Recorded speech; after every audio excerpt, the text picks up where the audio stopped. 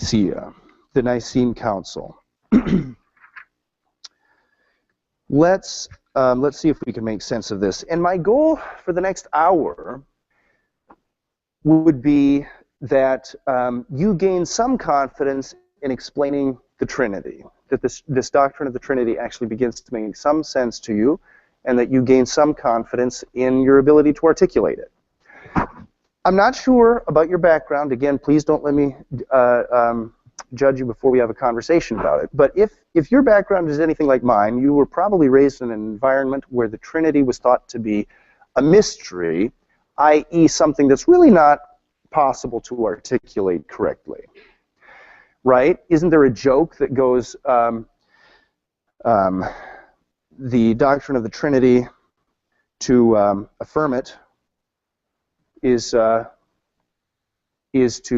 let's see, how does that go? Anyway, I'm not sure if I can repeat the joke, but there's a joke that goes basically on the line that it's impossible to correctly affirm the doctrine of the Trinity, and to fail to do so is to be a heretic. So it's a catch-22. You're doomed no matter what you do with the doctrine of the Trinity. We don't have the luxury of holding that position, okay? Again, I've already told you in this class that we're expecting more and more, missiologists are expecting more and more, that Christianity and Islam will continue to become the dominant world religions. What divides those two faiths from one another, first and foremost, is Christology, or the doctrine of the Trinity, largely. And if you were to have a theologically informed conversation with a member of this other large world faith, Islam, you're going to have to learn how to articulate the Trinity. So I hope this is a very practical, actually very useful part of the class for you. Let me just ask you, if you were to try to explain the doctrine of the Trinity, would anybody be willing to do that? How would you explain that? How would you do that? Go ahead, Chase.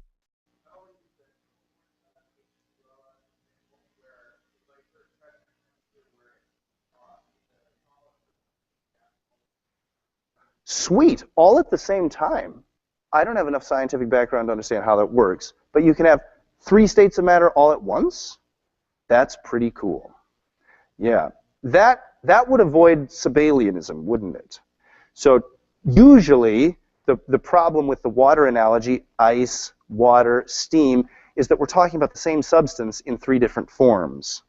And usually that analogy will get tagged as Sabellian because you're really talking only about one person, if you will. There's only one being, but that one substance can be expressed in 3 different ways or 3 different modes. That's classic Sabellianism.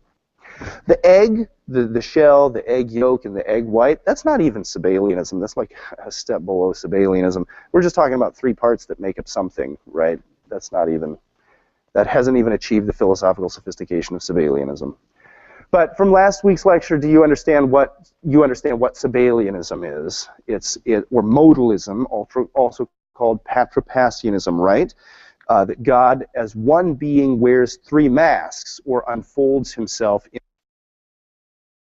the economic Trinity. We expect God is 3 different persons, being in and of himself. Ontologically, God is simply a monad. He's an indivisible unity. Okay.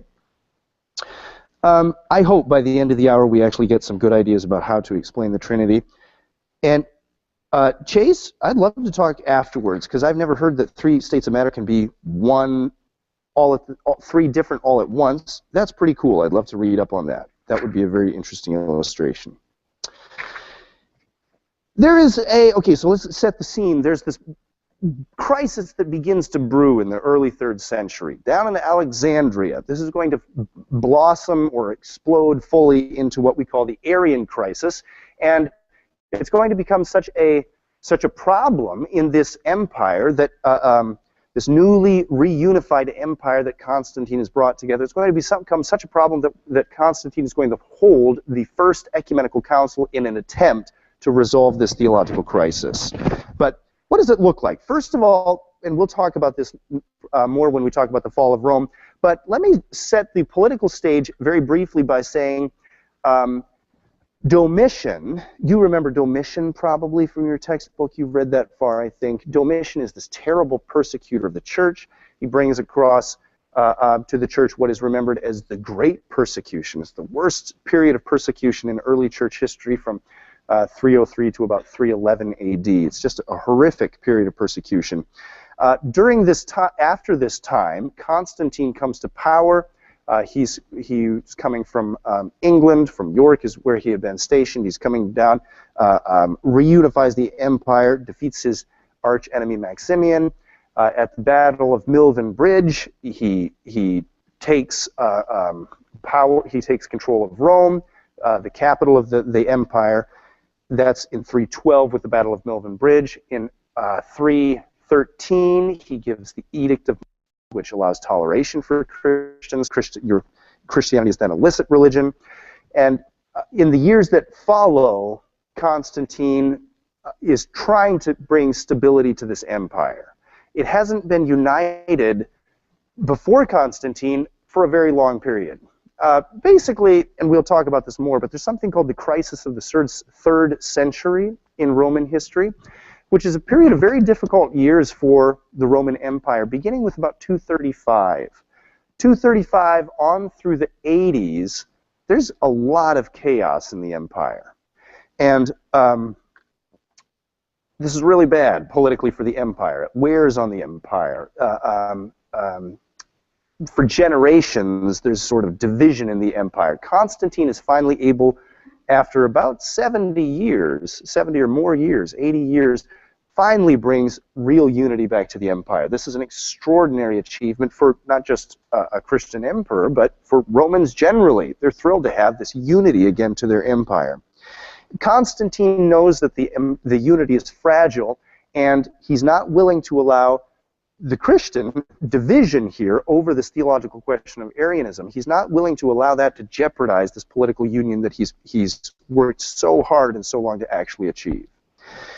Now, what's brewing down in Alexandria, Egypt, that is giving Constantine quite a bit of angst and quite a bit of upset here?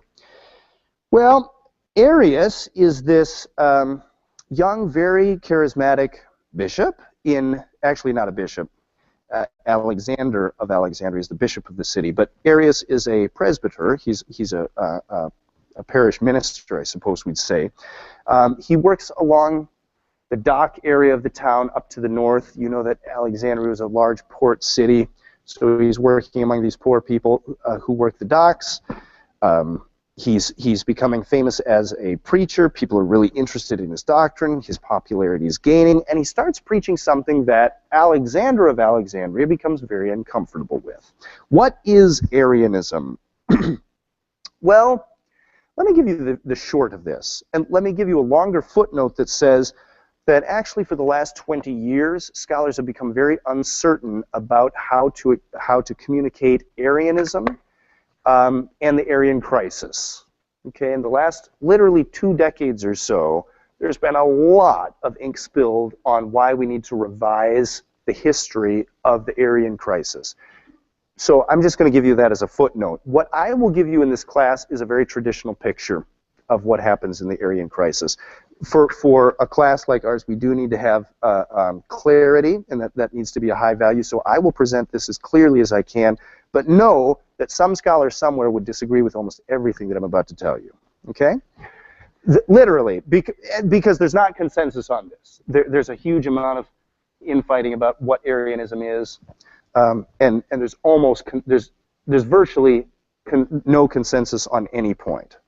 But here's the traditional story, and the notes that I've prepared here, mostly I've taken from Frank James, who for many years was a professor of church history down at Gordon Conwell Theological Seminary, I think. Actually, I think it was Reformed Theological Seminary down in Orlando, I'm sorry. I think it was RTS. And actually, he was taking it from another scholar. There's an article that we're both copying this from. But let me give you what I have here. First of all, what is Arianism? What is this teaching that this popular presbyter was disseminating that so upset Alexander of Alexandria? Here is how Francis Young Well, this pen is completely gone. Here is how Francis Young explains Arianism. Francis Young wrote a wonderful book called From Nicaea to Chalcedon. It's really a biographical sketch of many of the major theological figures between Nicaea in 325 and Chalcedon in 451. Here is what Francis Young writes about Arianism. I'll read it to you and then I'll try to explain it to you. This is, I think, the clear